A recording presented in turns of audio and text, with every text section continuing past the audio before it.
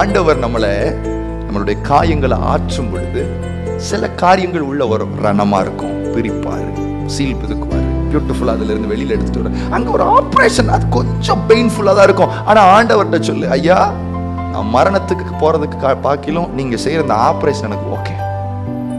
இன்னைக்கு என்ன முடிவு எடுக்கணும் தெரியுமா?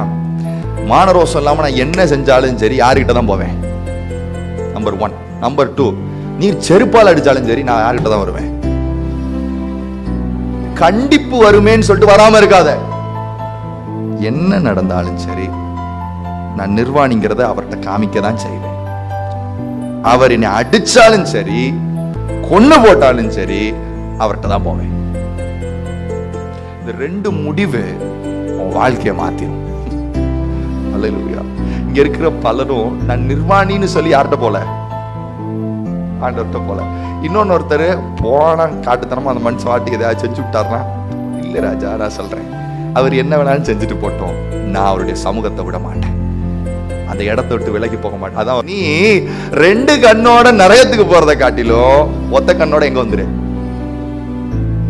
2 கையில ஒரு கை உனக்கு ரொம்ப டென்ஷன் ஆக்குச்சுன்னா தம்பி என்ன செஞ்சிரு, அறுத்து போட்டுரு. ஏன் அப்படின்னா ஒத்த கையோட நீ பரலோகத்துக்கு வர்றது மேலு. உங்க ஆத்துமாவுக்கு அவ்வளவு வேல்யூ.